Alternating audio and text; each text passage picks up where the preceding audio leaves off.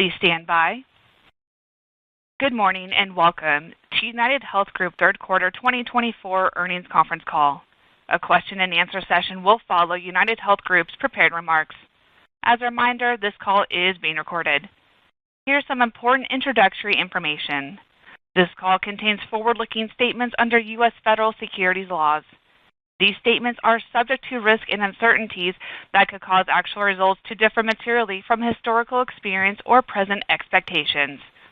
A description of some of the risks and uncertainties can be found in the reports that we file with the Securities and Exchange Commission, including the cautionary statements included in our current and periodic filings. This call will also reference non-GAAP amounts. A reconciliation of the non-GAAP to GAAP amounts is available on the Financial and Earnings Reports section of the company's Investor Relations page at www.unitedhealthgroup.com. Information presented on this call is contained in the earnings release we issued this morning and in our Form 8-K dated October 15, 2024, which may be accessed from the Investor Relations page of the company's website.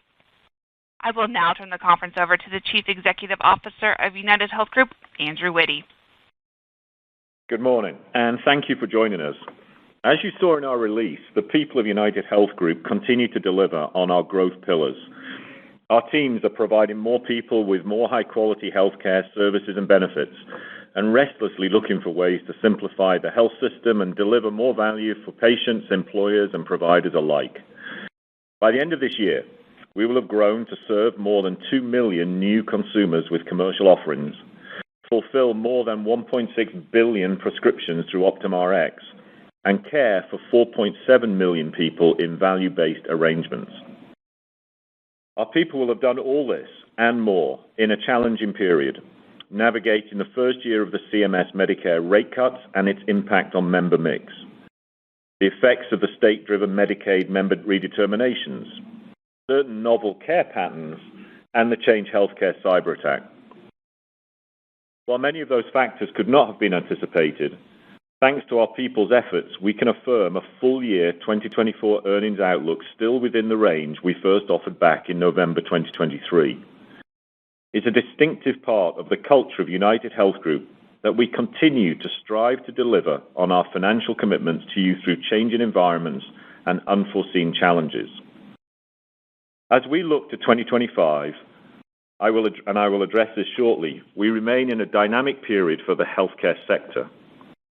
Amid this, it's important that we continue to invest in the durable, value-creating capabilities of this company that support our 13 to 16% long-term growth objective. We will balance our commitments to investing in the promising future before us with managing the known and potential challenges. We remain highly optimistic for the future, even as we are respectful of the pressures the sector faces again next year. Even within this environment, we're well positioned to continue our growth in the years ahead. I want to highlight two important reasons for this optimism. First is our relentless focus on execution, quality, and innovation. In particular, we continue to work tirelessly to improve people's experiences with the health system. To that end, this month, we launched a first-of-its-kind national Gold Card program, which will reduce the number of prior authorizations by 500,000 every year for qualified in-network providers.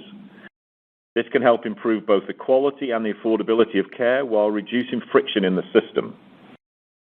Artificial intelligence is starting to be an important tool in improving our work. Our advanced practice clinicians use AI to summarize lengthy patient histories, freeing up hundreds of hours that can be better spent caring for people. Our nurses use generative AI to review documentation more efficiently, saving time and improving patient service. AI is helping our consumer advocates, powering tens of millions of consumer interactions and provider searches. This allows our advocates to spend more time with people on more complex inquiries, driving better efficiency while also improving the consumer experience, as reflected in higher NPS scores. And finally, using AI to help build software is enabling technology and engineering teams to enhance the speed and quality necessary to help drive our technology modernization. Our focus on execution and quality is also evident in the Medicare Advantage plans we are offering for 2025. Once again, we focused on consumer value and as much as possible on benefit stability, even as we navigated the adverse Medicare funding environment. With annual enrollment beginning today, we believe we will continue to be a top choice for consumers. A second element underpinning our growth is delivery on our commitment to the transition of the health system to value-based care. For over 20 years, there has been a bipartisan consensus among healthcare experts and policymakers that value-based care, that is integrated, patient-centered, and outcome-focused care, is superior to the often fragmented and unnecessarily expensive fee-for-service system. Across 4 presidential administrations, CMS has called for private-public innovation in the development of value-based care models in Medicare and Medicaid. It provides better outcomes for patients. It saves money for the customers and taxpayers who fund care, and it empowers clinicians to focus on providing the most beneficial care. The rationale for this decades-long effort to develop value-based care is both simple and sound. It moves from incentives based solely on volume to incentives based on a patient's health outcomes and experience.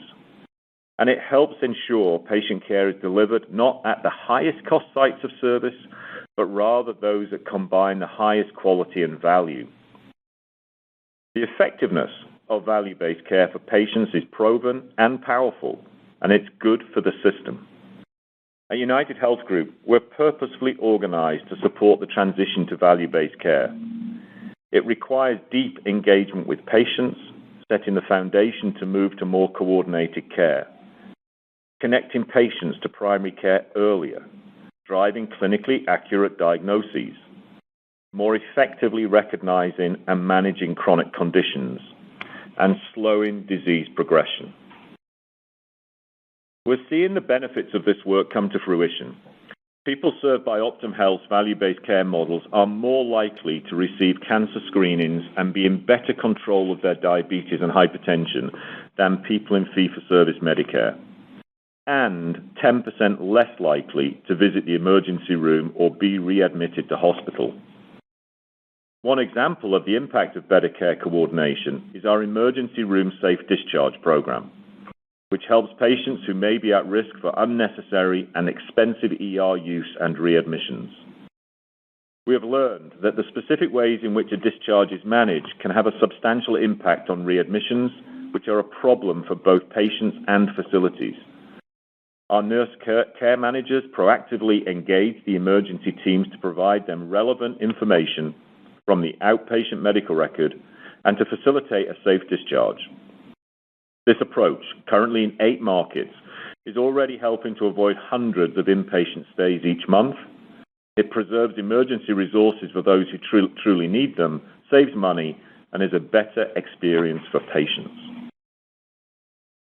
Our Medicare offerings now serve people in value-based care arrangements in dozens of service areas, integrating primary, surgical, behavioral, and home care. These patients come from many diverse payers and employers, a clear sign of confidence from the market that we're on the right track. This is the value proposition of UnitedHealth Group, committed to serving patients, providers, payers, and customers with quality, integrity, and innovation, and joining with federal and state governments in the effort to help build a better health system that meets the needs of all stakeholders now and into the future. Fundamentally, we continue to grow because more people and organizations are purchasing more of the products and services we offer. It's a simple statement to make, yet a hard thing to do year in and year out. But it's the enduring reason for our optimism about the long-term growth and future of this enterprise. Now, I'll turn it over to John Rex, our President and Chief Financial Officer. Thank you, Andrew. Strong growth across the company sets us up well to deliver upon our commitments to you. Amid all the puts and takes of this unusual year, we are seeing what we always look for: new products and innovations taking root among customers, more people being served through our services, and continued improvement in the experience people have. These are key to our long-term success. I'll start today by offering some observations on care activity patterns, as we know that is most likely top of mind for many of you. Certain care patterns persisted at higher levels than we expected in the period for three specific and we believe primarily transitory reasons, two of which we noted last quarter. First, the still pronounced upshift in coding intensity by hospitals, which we flagged last quarter. In some cases, the coding actions are extreme. Certain entities have been notably and persistently aggressive, having upshifted their coding intensity factors by more than 20%. We are actively addressing this unnecessary additional cost burden to the health system. The second item, also noted last quarter, is the continued timing mismatch between the current health status of Medicaid members and state rate updates. States often use care activity data that is well over a year old in setting their rates. That typically has minimal impact when member mix levels are relatively stable. But with eligibility redetermination significantly shifting, both the number and average acuity of people covered has changed. As a result of the lagging care activity data, as well as the annual rate cycle timing, updates remain well short of current care activity, a factor that for us was more pronounced through the period than anticipated. A third item that emerged more substantially in the period was a rather rapid acceleration in the prescribing of certain high-cost specialty medications, primarily those used to treat cardiovascular disease, autoimmune disorders, and cancer. We believe a contributing factor to the acceleration was the Inflation Reduction Act, which eliminated the individual coinsurance requirement during the catastrophic coverage phase. As many of you know, more people enter this phase in the second half of the year. While we anticipated this would become a more meaningful factor in 2025, drug manufacturer campaigns pulled some of this activity into this year more sharply than anticipated. With that, let's turn to our third quarter results. Revenues of $101 billion grew more than 9% over the prior year, with strong growth again at both Optum and UnitedHealthcare. Optum Health revenues grew by over $2 billion and are approaching $26 billion. This was driven by an increase in both the number and type of care services we offer and the patients we serve, especially in the home and among those with complex needs. Optum Rx revenues grew by over $5 billion to more than $34 billion, driven by strength in our pharmacy care offerings, as well as growth in pharmacy benefits management from new customers and expanding specialty services. Optum Insight revenues in the quarter were stable, approaching $5 billion, and the nearly $33 billion revenue backlog increased by more than $1 billion from last year. Turning to UnitedHealthcare, our domestic commercial business has added more than 2.4 million people through the third quarter. Selling season indications are tracking favorably as we head into 25, reflecting continued strong uptake of UnitedHealthcare's innovative offerings. Our Medicare Advantage plans on offer this fall balance providing as much benefit stability as possible for seniors, while contending with the CMS funding cuts, IRA changes, and expected care patterns. The initial STARS ratings for Plan Year 26 for consumers in 4-star or better rated plans is largely consistent with what we saw in our initial results last year. As has been the case in recent years, we expect these percentages to increase. In Medicaid, our new state customer expansion and retention performance remains strong, including recent awards in Massachusetts, Colorado, Rhode Island, Florida, and Michigan. We hope to continue to support people and families in the post-redeterminations period and are advocating with states to ensure adequate funding and resources for these often underserved people. Our capital capacities remain strong and continue to underpin our long-term growth objectives. In the quarter, cash flows from operations were $14 billion, or 2.2 times net income, and year-to-date were nearly $22 billion. So far this year, we have returned $9.6 billion to shareholders via dividends and share repurchase. Additionally, we have invested more than $11 billion in a wide range of strategic opportunities, including updating and extending our long-standing and productive relationship with AARP to better serve older Americans. As highlighted last quarter, after the cyber attack, we prioritized devoting resources to support care providers over some activities such as share repurchase. Payments and claims flows for most care providers have normalized, and repayment of these capital advances is underway. Regarding Change Healthcare, for full year 24, we now estimate the business disruption costs will be about 75 cents per share, an increase of 10 cents from the former midpoint. As you may recall, business disruption largely encompasses the loss of revenues combined with the costs of keeping these capabilities fully ready to serve. These effects are not excluded from adjusted earnings. We continue to work with customers to bring transaction volumes back to pre-event levels and to win new business with our now more modern, secure, and capable offerings. We expect to continue to build back the business to pre-attack levels over the course of 25 and estimate next year's full-year impact will be roughly half of the 24 level. As we enter the final quarter of the year, we are narrowing our 24 adjusted earnings outlook to a range of $27.50 to $27.75 to reflect business disruption impacts and the care patterns we discussed. Our company's ability to deliver within the range of the commitments established nearly a year ago, even in challenging circumstances, is another example of the discipline and innovation of the enterprise and the confidence we have in delivering diverse growth for the long term. Now I'll turn it back to Andrew. Thanks, John. Before we turn to your questions, I want to provide some preliminary observations about next year, which we'll review in more depth at our upcoming investor conference. Perhaps the most important element is that our businesses are operating well and our growth potential remains strong. We see continued momentum in the selling season performance for UnitedHealthcare's commercial business and Optum Rx, which both offer best-in-class innovation and performance for customers. The consumer value proposition of Medicare Advantage continues to be highly compelling, and we see strong growth potential in this market for many years to come. The Optum Health value-based care businesses that we've been building for well over a decade are beginning to approach the very early stages of their potential and will be a key differentiating growth factor in the years ahead. At the same time, and as we build for the future and contemplate our 2025 outlook, we're taking into account several unique dynamics.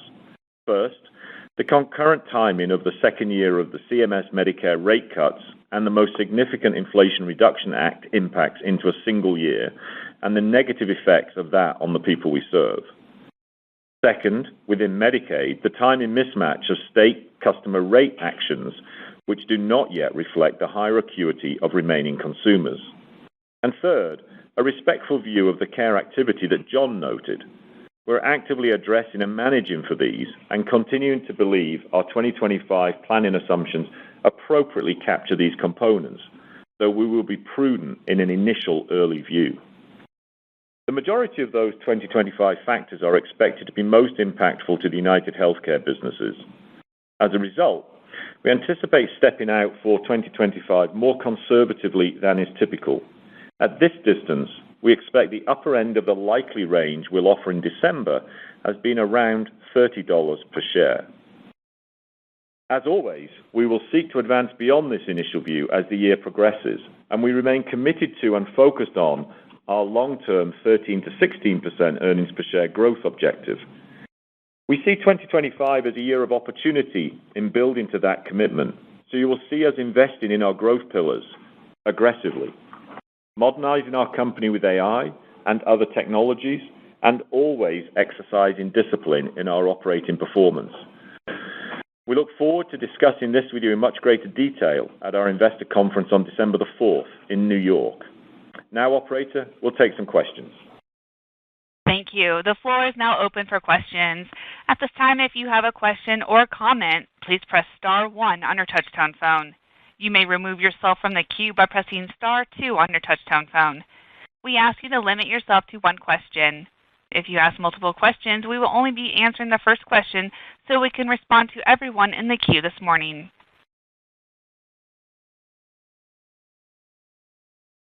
And we'll go first to Lisa Gill with J.P. Morgan. Thanks very much, and thank you for the comments. John, I want to go back to where you talked about your observations here in the fourth quarter. Can you talk about, some of those that you expect to impact 25? And I really want to focus on the third one, which is where you talked about the rapid acceleration in Rx, but you also talked about the positive impact that you're seeing within your Optum Rx business on the specialty side. How do we think about that playing into 25? Hey, Lisa, thanks so much for the question. Let me ask John to start, then I'm going to ask Brian, UHC, to make a couple of comments, and then we'll come back to Patrick at Optum Rx. It's a wide-ranging set of impacts that you're alluding to. So let me start with John. Good morning, Lisa. Thank you. So just a few comments here, and maybe kind of shape some of these messages here. So first of all, in terms of what we would expect to persist, what we expect to subside here. So I'd start with our planning assumptions, as Andrew noted. We're looking for some of these elements here. What was different for us in the quarter than the thoughts we would have had at the end of last quarter is most notably what we saw in terms of the rapid increase in the specialty drugs, and we'll get a little bit more to that. There really was a mid-year issue. We think tied into the IRA. And the components that shifted for that, and as you look at some of the prescribing patterns that are out there, those shifted sharply in the second half of the year. And we would have planned on some of that happening really more next year. The pull forward in this year was one of those elements that was a bit unexpected. I think the other elements are probably more understood out there. The timing mismatch in Medicaid has been in the conversation. What we've been seeing in the providing coding intensity also more understood. So maybe we'll go around a little bit to Brian Thompson, let him address some of those elements. Sure, John. Hi, Lisa. As John mentioned, specialty Rx, again, largely contained to our Medicare Advantage book. And let me start with, I feel very adequately priced for how this will play out in 2025, despite the surprise here in the second half, and you might ask how that's possible. And what we had done is planned for the IRA to drive a greater induced utilization as it continued to roll out, with the biggest elements being in 2025. Obviously, there's a lower out-of-pocket maximum for consumers in 24. We expected that to play out more in 2025. We're seeing that accelerate into 2024, but not at levels that would suggest we're not covered for it in 2025. Again, thought it would be a little more gradual. We've certainly seen some manufacturers doing some promotion. I believe that's also contributing, but certainly feel good about how we've priced for it in 2025 because we did anticipate these step-ups, particularly with the large-scale changes and more richness and benefit for consumers that will come to play out in 2025. And Patrick, maybe just reflect on it from an Optum Rx position.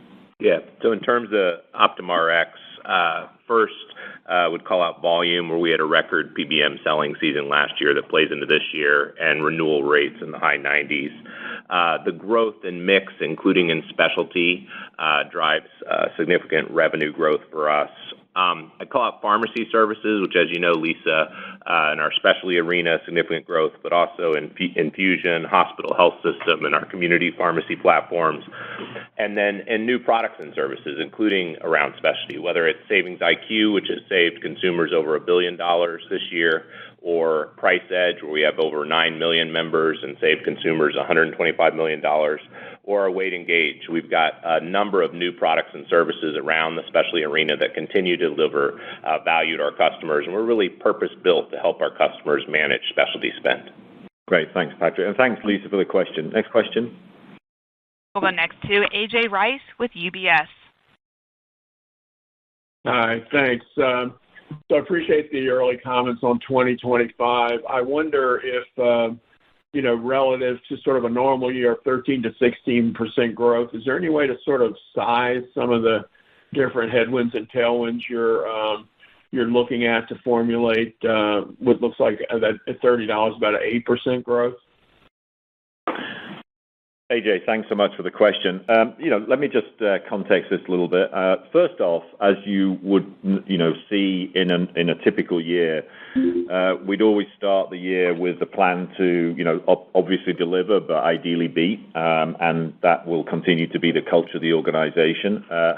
We are clearly in a unusual situation right now in terms of the various pressures that we've seen coming externally from particularly government funding reductions and to some extent the continued strength of MedEx cost on, probably net all still somewhat hangover effects of the COVID pandemic still playing through the system, both in terms of volume and also some pressure on unit costs that we've seen, all of which you see in the kind of pressure that we see this year. Now, as we think about 2025, what we're trying to set out here, AJ, is something really important for the long-term future of the company. So those external pressures, which we've described, I think, clearly both in the press release and in the commentary this morning, we're being clear about what they are. At the same time, what we mustn't do is pull away from investing in what's going to drive the future of this organization over the next decade.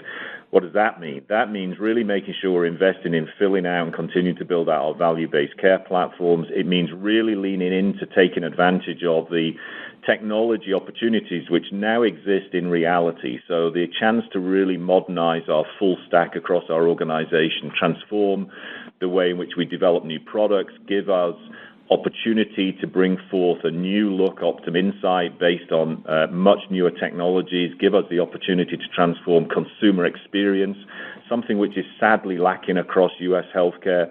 All of those things are opportunities which sit right now. They sit in the same year as we have these various headwinds that we've been talking about. And so what we're doing for 2025 is we're putting in place what we believe is a really responsible plan, really focused on making sure we don't pull back from investment in the long term, right? Not shortchanging the next decade. And that's what we're leaning into in terms of making sure our 25 plan is responsible for longer term value creation of the organization. Now, as I said at the beginning of the response to your good question, AJ, we're always going to go into every cycle aiming to do better than we lay out at the beginning. But I think it's appropriate for us to make sure that we build a plan for 2025 which acknowledges the external pressures and make sure that we retain the capabilities to continue to build what we think is a really distinctive set of capabilities which will play out very powerfully for the next 10 years. Thank you for your question. Next question, please. We'll go next to Stephen Baxter with Wells Fargo. Hi, thanks for the question. Thanks for the color on the MLR factors that you called out. When you think about the Q3 MLR unfavorably developing in the quarters, is it fair to think that all three of those factors are about the same, or would you call out one of them as maybe being larger? And when we think about the coding and utilization management, I guess operationally what needs to happen for you to make progress on this front? I don't think you've attributed much of this to Midnight Rule to date. Can you update us on whether that changed at all in the quarter, and maybe if not, where the pressure is manifesting on the coding side? Thank you. Yeah, thanks very much for the question. I'm going to ask John to start and then ask Brian to give you a little bit more perspective on that also. Stephen, good morning here. And yes, I would say in the quarter versus our initial expectations that we shared with you a quarter ago, it was really, they were all roughly in the same zone in terms of impact in the quarter, those elements that we called out, kind of give or take, but they're roughly in the same zone as we look at them. Brian? Yeah, thanks for the question. As it relates to upcoding to inpatient stays versus what we feel is more appropriately billed as outpatient, we did expect that behavior to somewhat subside here in the third quarter.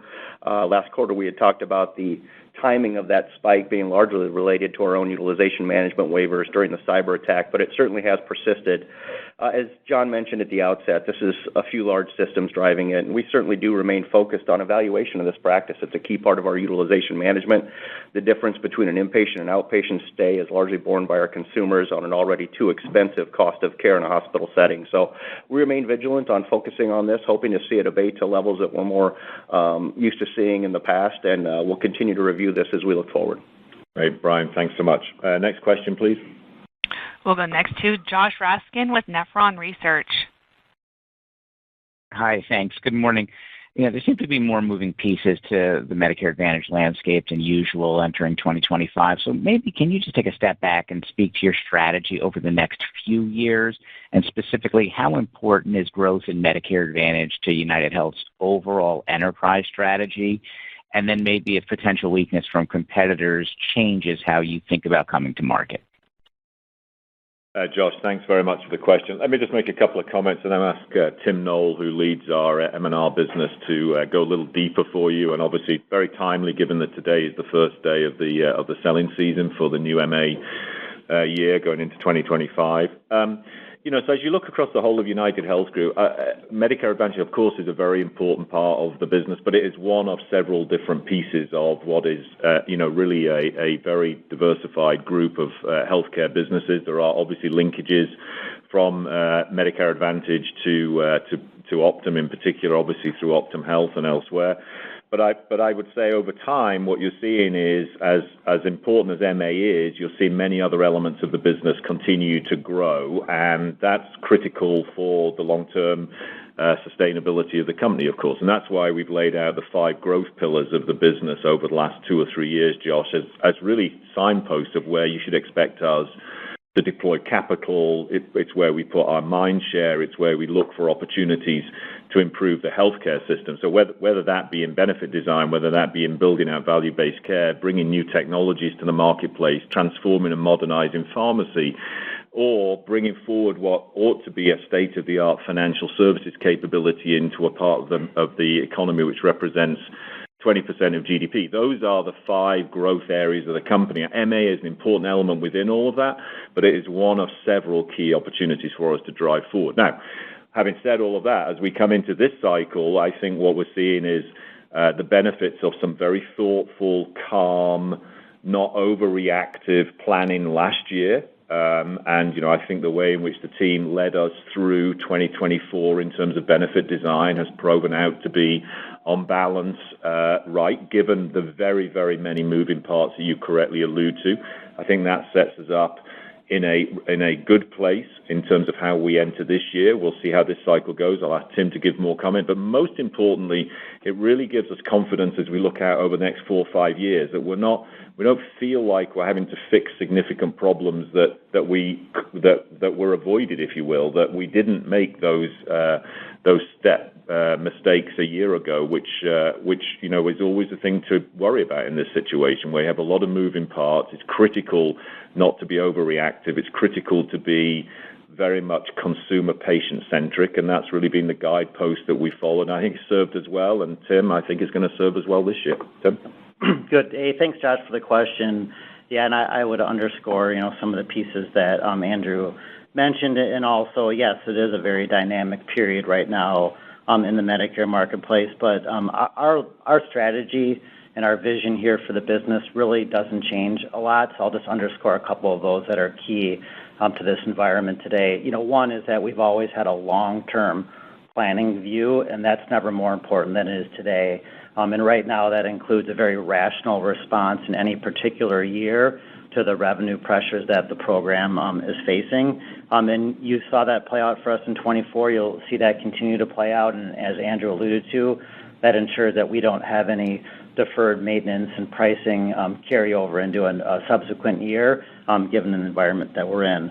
Along with that, we always strive to provide as much stability as possible to consumers in any one year. And in this year, in 2025, that has meant preserving PCP copays of $0 for our consumers and trying to do what we can to make sure that copays are near zero for the most commonly prescribed medications as well. And also to preserve as much choice as possible that we have for consumers. That's really important for Medicare beneficiary, that we design products and plans that meet their needs, and listening to what consumers want will always be a core element as well. And lastly, and this is really important in this environment, is continuing to create more value. And the headline there is around our partnership with our value-based care providers. That's the best opportunity for us to continue to create value in light of some of the pressures that the program is facing, and we continue to see great opportunities there, and that's what we're leaning into right now. And finally, the new technologies that are emerging around AI and ML are giving us some really nice opportunities to provide more efficiencies in our operation and be able to pass those efficiencies along to beneficiaries, and be another considerable way that we offset some of the headwinds of the program. So, yeah, very dynamic environment, but really our strategy and some of the core principles and foundations of our Medicare Advantage programs don't change. Thanks, Tim. And I just want to thank Tim and his team for, if you just step back, Josh, and you're super well aware of this, and you just look at the amount of regulatory change in funding dynamics, IRA coming into the marketplace, insufficient growth coefficient in terms of future MA funding on top of V28 cuts. What Tim's team has done is basically try to neutralize a lot of that volatility and noise in terms of how it flows through to touch patients and members. It's really important, that stability, never more important to have that than in this cycle we're in right now, because otherwise you would see tremendous amount of, disturbing volatility flow through into the market, and we're not going to do that. We are going to put our patients and our members first. We're going to strive to do everything we possibly can to give them a fantastic experience. By working with Optum, we believe that for many of those patients, we can introduce them to an unparalleled set of quality outcomes, both in terms of care and cost and experience. And that work has never been more valuable than when you see the kind of volatility that we've seen last year, and we're going to see again next year because of the things that have already been announced. And, what you're seeing us plan for is how to work through that. We're not going to sacrifice the long-term potential of all of what we built in this short period of volatility. What we're going to do is work to insulate members, make sure that members have great experience. And today's the first selling day, and hopefully lots of folks are going to be picking up the line to UHC today. Next question, please. We'll go next to Justin Lake with Wolfe Research. Thanks. Good morning. Given all the volatility we've seen in the sector, was hoping you could share with us some incremental color on how your Medicaid business ex duals and your Medicare Advantage business, including duals, are performing in the third quarter and for the full year of 2024 relative to target margins. And maybe also give us some color on the expected pace of potential improvement that's implied within 2025 guidance, if there is any improvement expected. Yeah, Justin, thanks so much for the question. Let me ask Brian to respond. Hey, Justin. Let me start with duals, and I would say we remain very encouraged about the outlook for our duals business, certainly about the position of those products as we approach 2025. I think that will be a growth element for us. Inside 2024, obviously we talked about it in our prepared remarks last quarter as well as this quarter. One of the three items contributing is the pressure we see from redeterminations, and that's obviously impacting our Medicaid book. I'd like to say that we've probably weathered the storm on the volume impact of redeterminations, and that's now behind us.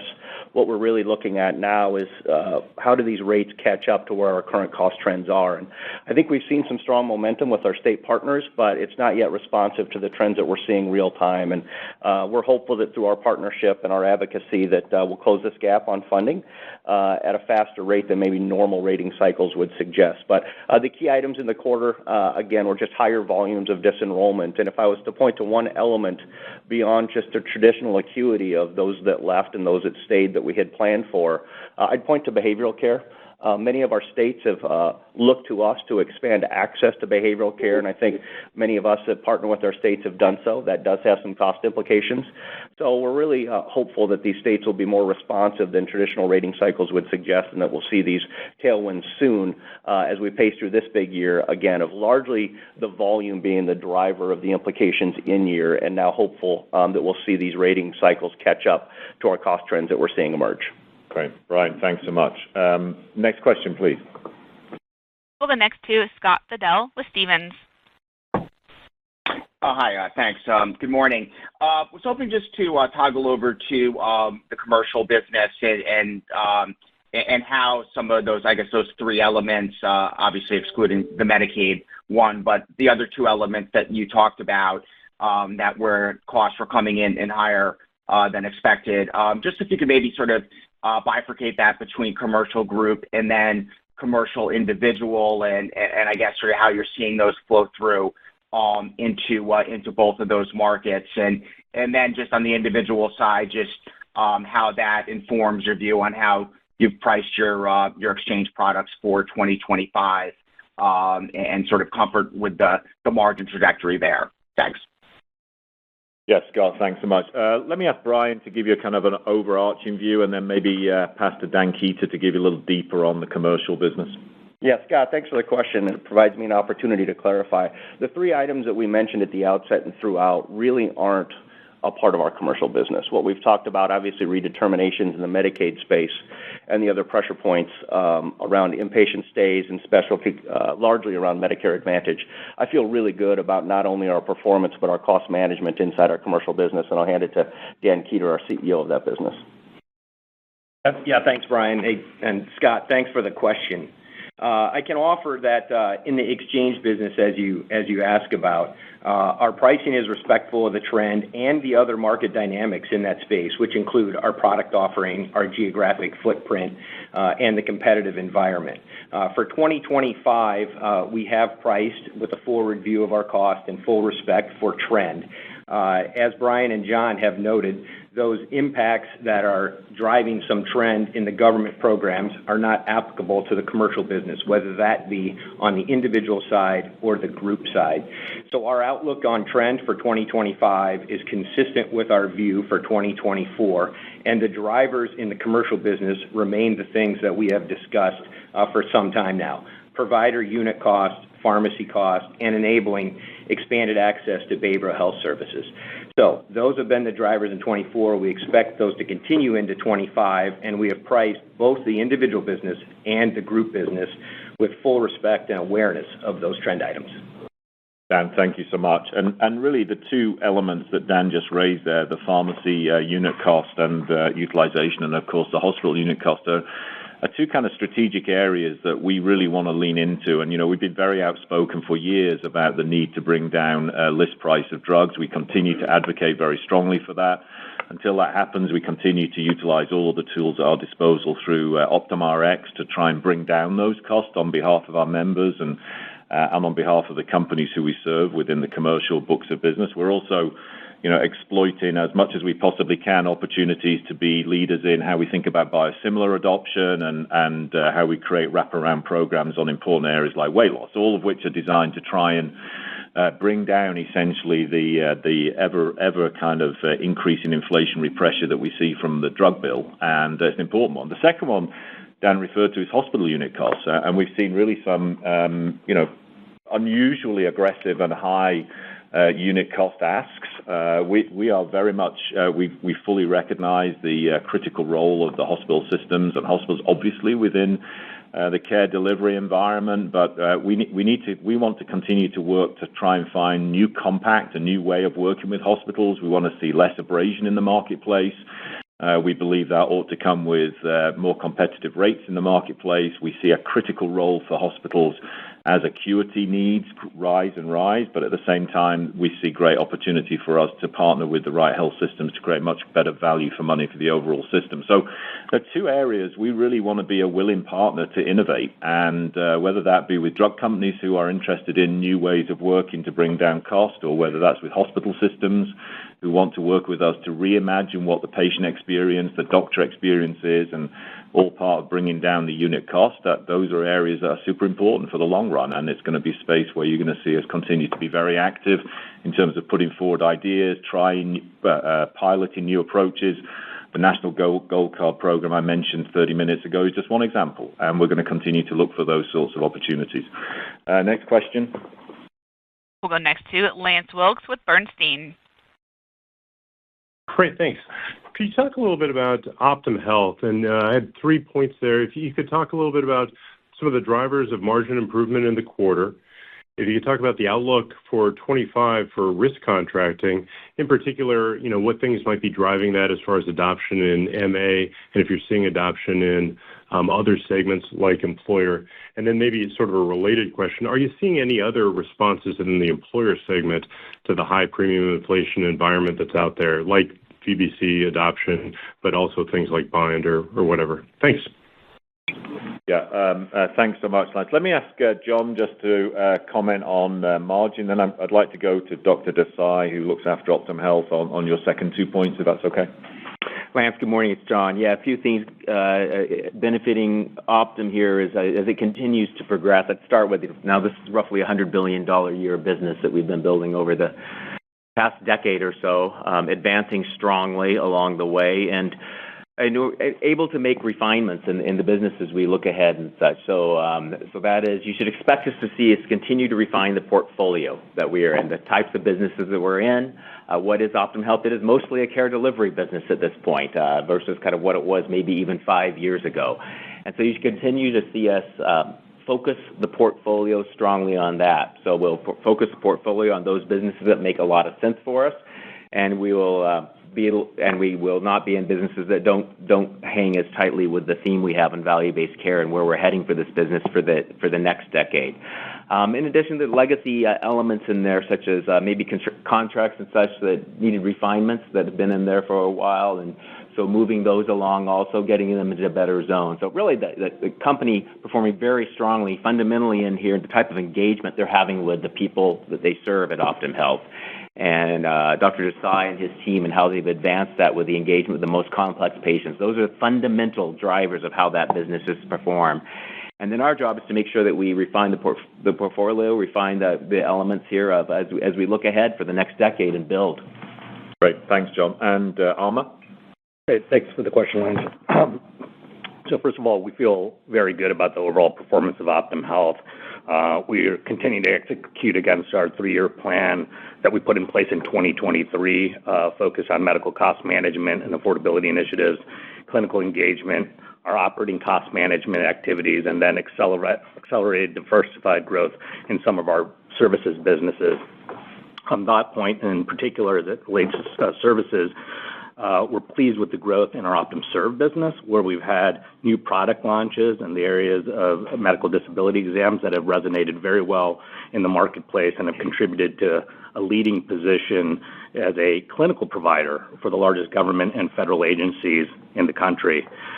As it relates to your broader question around growth across payers, we have strong relationships with over 100 plan partners and are poised to execute on a broad, diverse growth agenda. In fact, in this dynamic rate environment and benefit environment we've discussed here, we're actually seeing increased outreach from payers who are looking for really an enduring partner who can operate in capitated arrangements. In particular, a number of productive discussions ongoing around funding and market level planning as we plan for AEP, but also in other lines of business.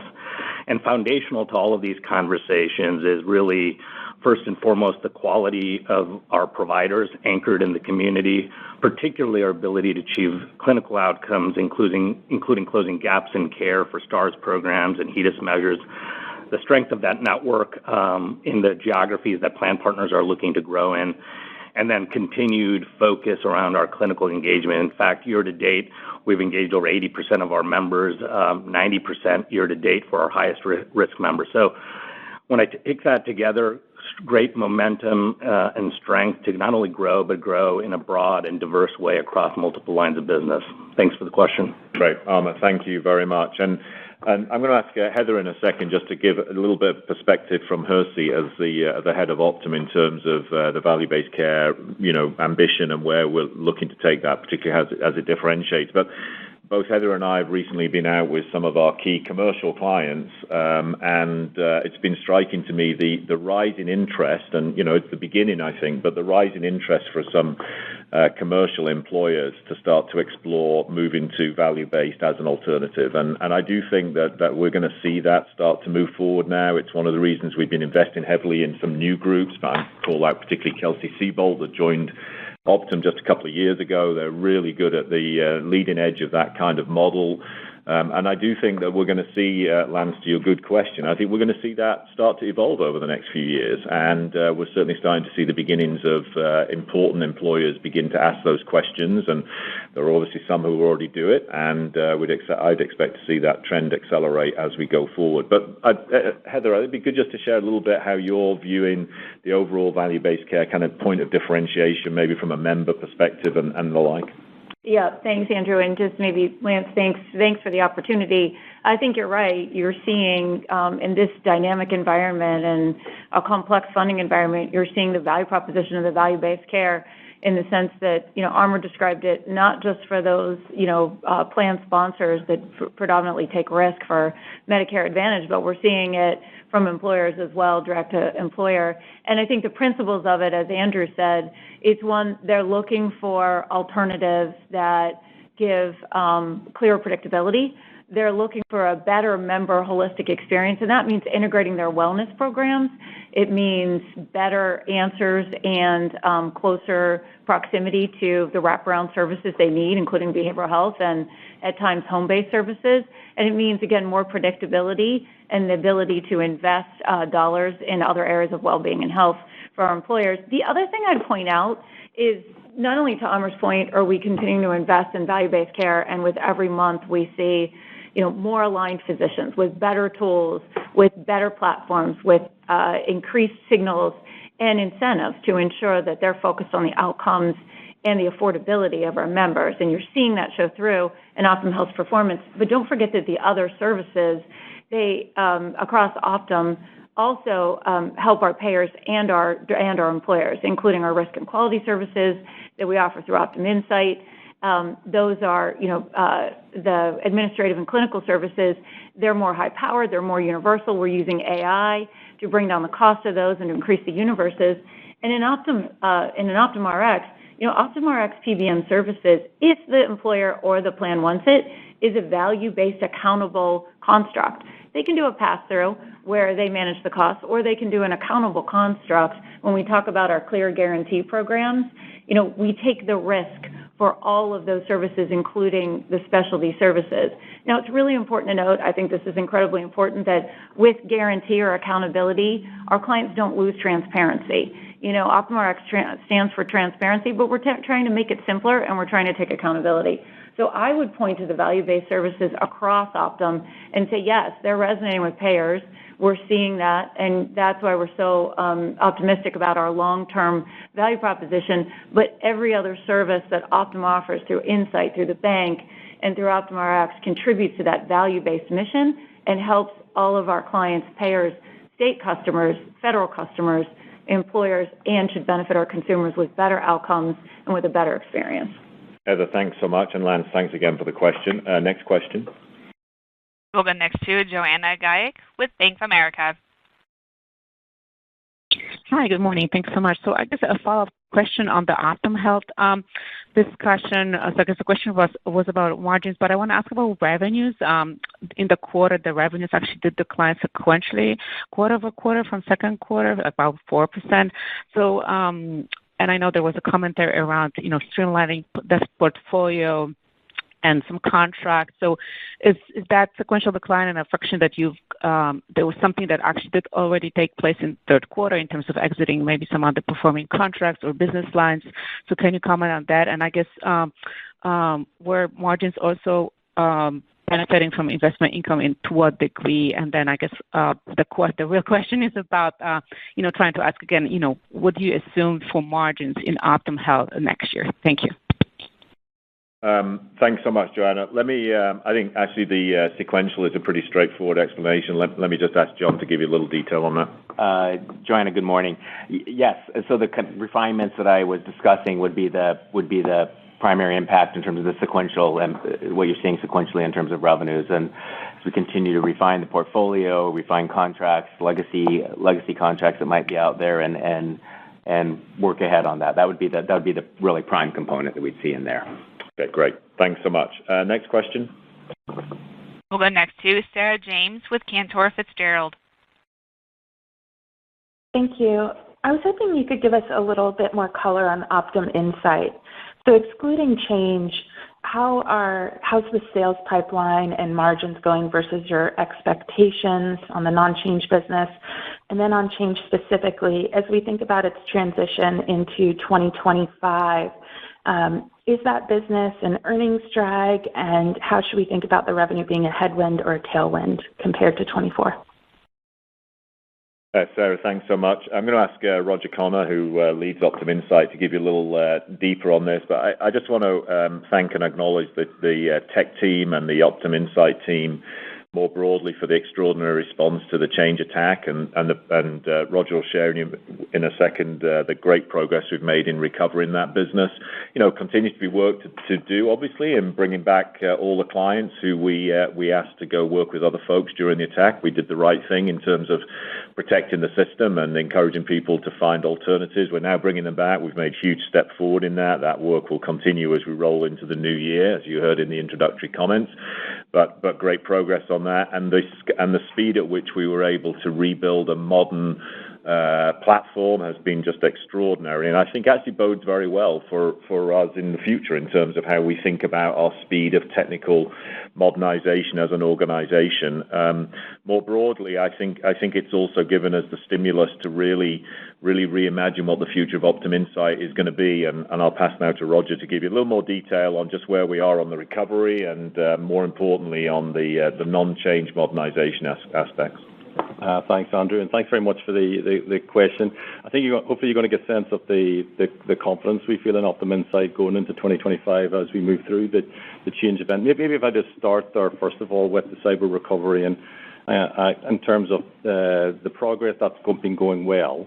From a Q3 perspective, you'll see that the business disruption reduced quarter on quarter. I suppose where we've focused through the first half of the year has really been on the restoration of the systems, and we've made very good progress. Now, really, it's all about reconnecting our customers. And as John shared, we are seeing slightly higher business disruption trend going into the end of the year, and some of that will carry over. Maybe just a couple of reasons to go a bit deeper as to why that's happening. From a reconnection perspective, customers are coming back. We're actually making good progress there. What we're seeing is their volume that's coming back isn't coming back to the pre-attack levels, and customers are really looking for vendor redundancy. What they're out there looking for is another one or two sources of their software systems, for example. Now, we understand that. We think that's a good thing for the health system, but that is having an impact on us this year. But that also creates an opportunity for us. We've got an opportunity to go out and get new customers ourselves and become an additional supplier for them. So again, that's a focus. That's going to take a little bit longer. That's a slightly more complex implementation time. So when you add those two factors together, that's why you see that carryover impact into 2025. I think it's important just to understand just the scope of Optum Insight overall, though, because if you look at our core business outside of Change, which is the vast majority of Optum Insight, that's where we're feeling very confident around the opportunities that we've got through the end of this year and going into next year. And you can see that we're performing well. We've got momentum. You can see that in our operating earnings in terms of that performance, in terms of our growth year to date when you adjust for Change. That confidence comes really in a couple of areas. One, the market needs us. The payer and provider markets are where we see real opportunity. There's significant cost pressure in that client base, and they really see our services and software as a bit of a sweet spot. That's where we can help and provide their solutions.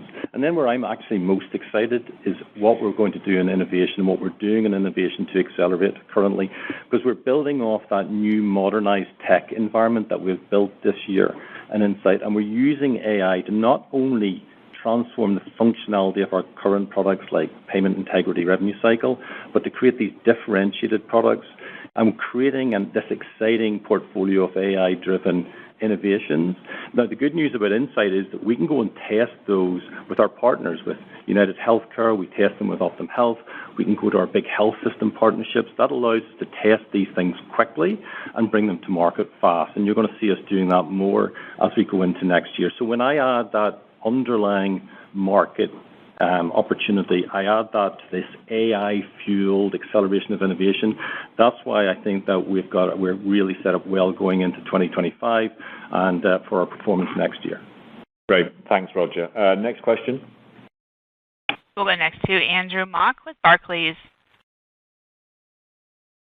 Hi, good morning. SG&A has been a strong contributor to earnings this year. Just curious how we should think about the permanency of some of those cost changes as we look forward to 2025.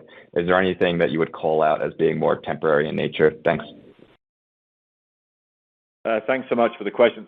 No, listen, I think you should expect us to be very, very disciplined around cost management. And, again, I want to go back to first principles. I'll take you back to the investor conference last year in New York. I stood on the stage and I said, look, essentially what you're seeing from the CMS V28 rate change is a price cut. I mean, that's what it is.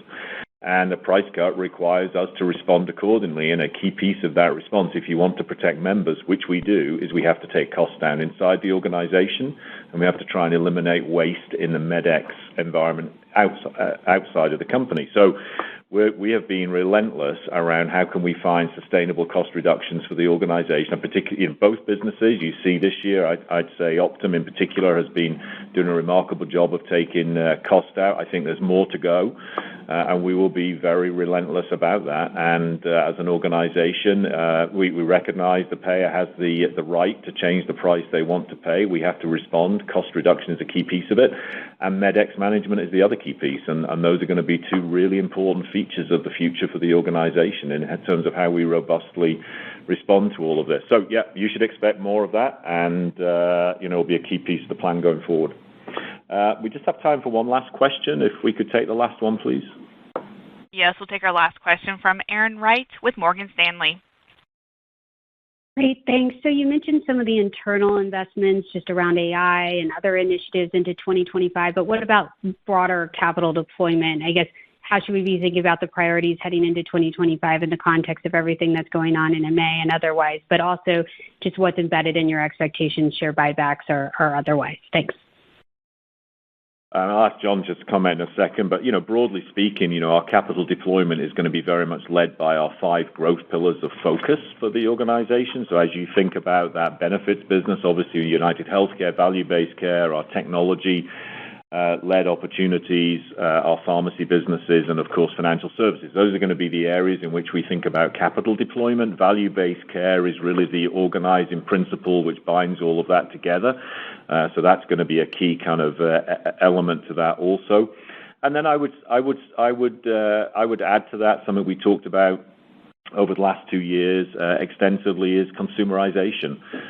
You should expect us to continue to challenge and push on how we can constantly modernize the consumer experience that we're able to offer. Technology is a facilitator of that, but also philosophy is a facilitator of that, right? The organization is changing its bias to being much more consumerist in the way it thinks and operates. We want to continue to bring that to life. So those 5 growth pillars, the opportunities that technology of the 2020s gives us, and then a shift in emphasis from the company towards a more consumerist experience.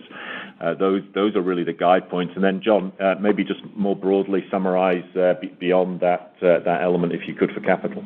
Yeah, Aaron, so you should expect our capital deployment agenda to remain very much like it has the past many years. Focus on expanding the capabilities of the company, orienting how we look at that, orienting around our 5 growth pillars, and where we need to be adding capabilities, clearly generating strong returns for shareholders as we deploy that capital. So first and foremost, that's always been the first priority. How can we build new capabilities for the company that will deliver strong returns for shareholders for the next decade? And where should we be putting that capital? That will continue very much the same. You shouldn't see any shift on that. That's always first priority. And then we look at other elements there in terms of in share repurchase and dividend, and those other elements where you can return capital to shareholders. So you should see that be very, very steady as you look to the decade ahead in terms of how we've always approached this business. Great, Aaron. Thank you for the question, and thank you all for your questions this morning. As we look to concluding this year and further preparing for 2025, we're excited about the future of UnitedHealth Group. We believe we have the focus, the discipline, and the adaptability to continue to grow at our 13 to 16% long-term target, and we remain, as always, committed to the people we serve. Despite the challenges that we see in the environment externally, we believe at UnitedHealth Group we have the right mix of people, capabilities, passion, and compassion to allow us to not just navigate 2025, but actually in doing so, set the foundations for continued differentiated performance for many years to come. We appreciate very much your attention this morning. Look forward to having the chance to see you in person in New York at our investor conference. Thank you. This does conclude today's conference. We thank you for your participation.